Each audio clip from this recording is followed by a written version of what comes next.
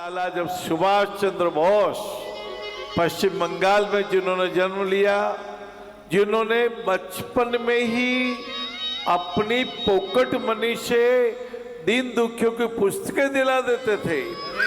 एक बार पिताश्री को कहा, पिताश्री मुझे 3 दिन की पॉकेट मनी एक साथ देने की कृपा करें। पिताजी मुस्कुराए, मुनीम जी को संकेत किया और मुनीम जी ने कहा, ये सीधा झुग्गी झोपड़ी में सुभाष गए और एक बच्चे को कहा, आओ आओ मैं तुम्हें 4th क्लास की पुस्तकें दिला देता हूँ।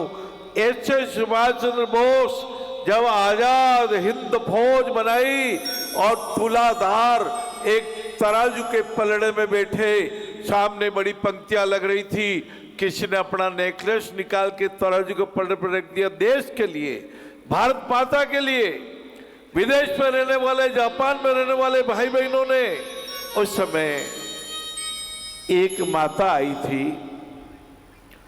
उनके कलेजे में उनके एकमात्र उस पुत्र की तस्वीर थी, सोने की फ्रेम में जड़ी हुई, जिस पुत्र को अंग्रेजों ने काला पानी अंडमान निकोबार भेज दिया था और उसको फांसी की सजा दे दी थी।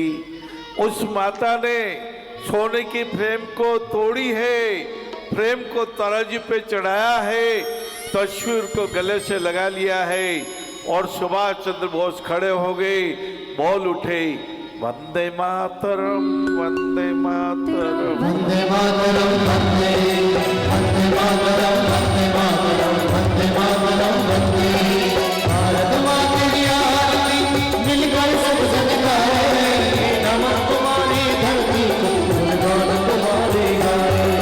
भारत माता की जय। वंदे मातरम।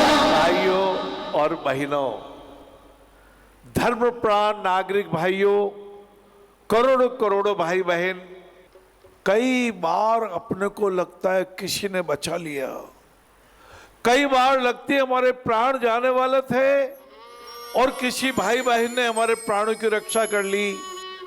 मेरे साथ तो ऐसा हुआ था जब मैं वीडियो कोच में बॉम्बे जा रहा था। जी। एक धमाके की जोर से आवाज आई और मैं बेहोश हो गया। 3 दिन बेहोश पड़ा रहा हॉस्पिटल में और बेहोशी जब खुली, एक मेल नर्स ने कहा था, बाबूजी बाबूजी आपके मित्र को धन्यवाद है, उन्होंने आपके लिए अपना रक्त दिया, उन्होंने हजारों रुपए खर्च किए, वो रात भर जगते रहे और आपके प्राणों की रक्षा की। मैंने कहा मेरे मित्र, याद आया मैं तो अकेला ही यात्रा कर रहा था, किन्होंने मेरे प्राणों की रक्षा की। बहुत ढूंढा, वो मित्र उस रूप में तो नहीं मिल पाए। हो सकता है मेरे जैसे और किसी दुखी दर्दी की सहायता करने अन्य स्थान पे पहुंच गए हो, पर मैं जीवन भर आपके रूप में, अंडमान निकोबार से आए सलोनी के रूप में, त्रिपुरा से आए त्रिभुवन लाल जी के रूप में और बाहर पूरे भारत से आए हुए दिव्यांगों भाई बहनों में, दानवीरों में, साधकों में अपने मित्र को ढूंढ रहा हूं। भाइयों बहनों, ढूंढ रहा हूं। आज से 34 साल पहले 1985 में एक एक मुट्ठी आटा आपने दिया था। 1976 में, उसके भी पूर्व उन 10 सालों में हर बेड से पिंडवाड़ा की पीड़ा के बाद लगातार 10 सालों में आपसी ने आशीर्वाद दिए। आपकी कृपा से ही ये नारायण सेवा लगभग 4 लाख से ज़्यादा के ऑपरेशन करा पाई है, 22 लाख से ज़्यादा का उपचार करा पाई है और पूर्ण निःशुल्क है।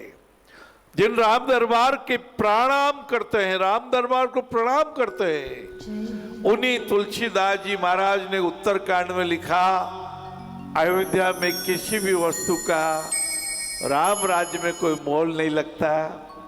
उसी समय से 6-7 साल की उम्र से बार बार मन में आता था, भारत और दुनिया में ऐसा कोई राज्य होगा, ऐसा कोई नगर होगा जहाँ हर चीज़ निःशुल्क मिलती होगी।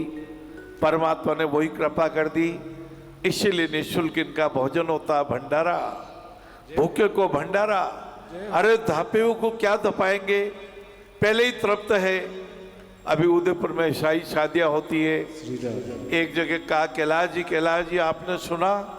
मैंने कहा बताओ भाई साहब क्या बात बताना चाहते हैं? बोले हर बाराती को एक कार दी गई।